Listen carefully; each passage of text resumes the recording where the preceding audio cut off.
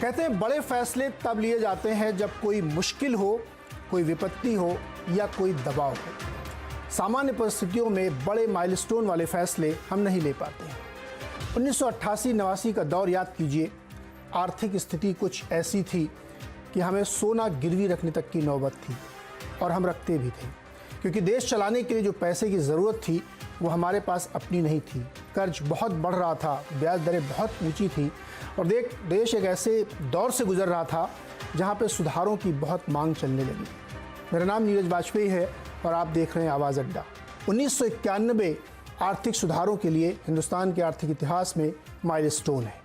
उसके 30 साल पूरे हुए हैं 24 जुलाई को। उसी के संदर्भ में हम आज ये बातचीत करना चाहते हैं कि 1991 में वो दौर था जब एक ऐसे रिफॉर्म्स किए गए जहाँ पे लाइसेंस राज खत्म कर दिया गया, जहाँ पे बहुत सारे बैरियर्स हटा दिए गए। टैरिफ 200% तक थे, उनको घटा के 20% किया गया। करेंसी जो पहले एडमिनिस्ट्रेड थी उसको फ्री मार्केट में छोड़ा गया। आप सोचिए, डॉलर अगर आपको चाहिए विदेश में अपने किसी रिश्तेदार या बच्चे के लिए तो आपको अप्लाई करना पड़ता था। ये स्थिति 1991 तक थी, और तमाम सारी बंदिशों के बीच में बिजनेस कारोबार ग्रो नहीं कर रहे थे। समाज, देश एक मुश्किल के दौर में था। विदेशी संस्थाओं ने पैसे देने से इनकार कर दिया कि वो और कर्ज नहीं देंगे जब तक कि आप अपने यहाँ सुधार नहीं करेंगे। शर्त यह थी कि करेंसी डिवैल्यू करिए और रिफॉर्म करिए, तब अगला कर्ज मिलेगा।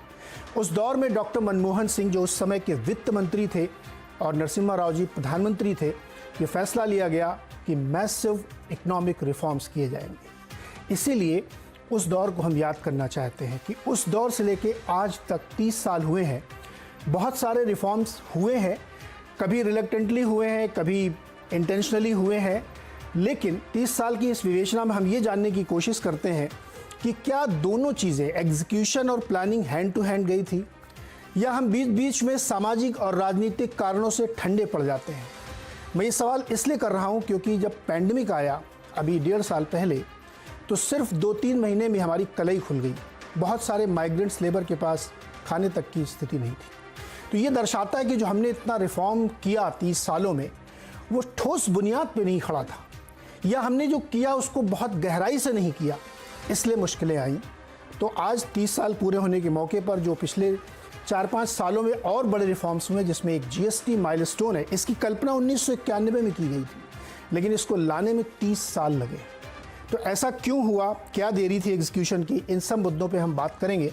हमारे साथ जो खास मेहमान इस चर्चा के लिए जुड़े हैं, उनसे आपका परिचय करा दें। ए.के. भट्टाचार्य जी हमारे साथ हैं, एग्जीक्यूटिव डायरेक्टर हैं बिजनेस स्टैंडर्ड ग्रुप के।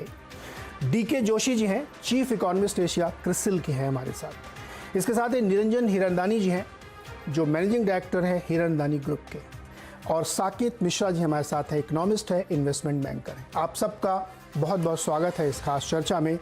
जोशी जी, आप उस दौर के गवाह हैं। पिछले 30 सालों की इकोनॉमिक जर्नी को आपने करीब से देखा है, और जिस संस्था में आप काम करते हैं वो बहुत बारीकी से देखते हैं और इकोनॉमी को समझने की कोशिश करते हैं। आपकी नज़रों से मैं जानना चाहता हूं कि इस 30 साल के सफ़र में जो 91 से ख़ास तौर पे शुरू हुए, वो क्या अनमने मन से थे, या बहुत अच्छे से उनको इम्प्लीमेंट किया गया, या आपको लगता है कि जो कुछ भी हुआ वो नाकाफ़ी था? क्योंकि कुछ चीज़ों को हमने रिफॉर्म करने की कोशिश की, लेकिन बहुत सारी चीज़ें छोड़ दी थी। देखिए, जहाँ तक रिफॉर्म का सवाल है, वो धीरे धीरे 80 के दशक में भी शुरू हो गए थे, पर जो एक क्राइसिस आया, जैसा कि आपने अभी बताया, वो क्राइसिस में एक अपॉर्चुनिटी मिली, मौका मिला कि अब जो बड़े रिफॉर्म्स हैं जो बाकी देशों ने किए हैं, तो क्यों ना हिंदुस्तान भी उसकी तरफ बढ़े।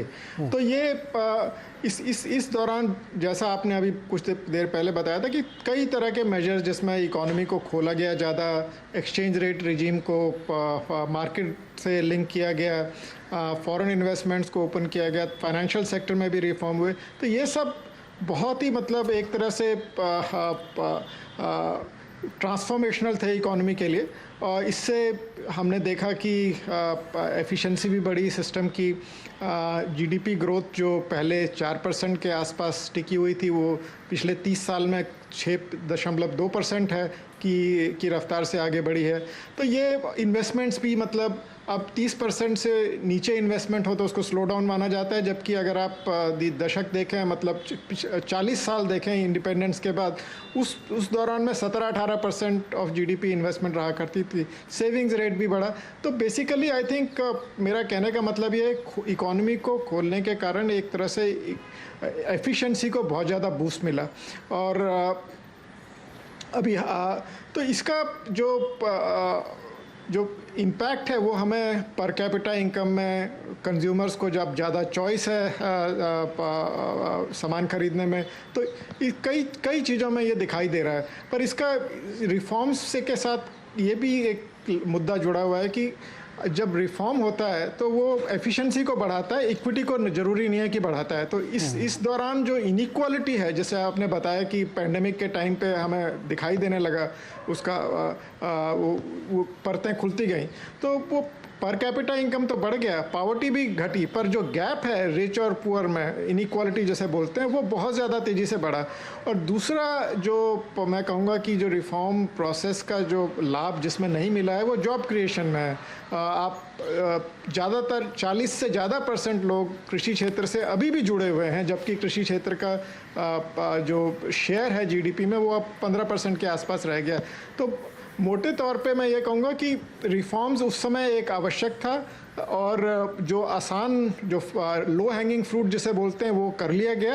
अब जो बाकी के रिफॉर्म्स हैं, जैसे लेबर रिफॉर्म हो गया या फिर इवन जीएसटी, उसमें भी काफ़ी मतलब मुश्किलें आई। तो ये अभी जो नेक्स्ट लेवल ऑफ रिफॉर्म्स हैं ये थोड़ा सा डिफ़िकल्ट हैं पहले से, तो इसीलिए इनमें थोड़ा देर लग रही है।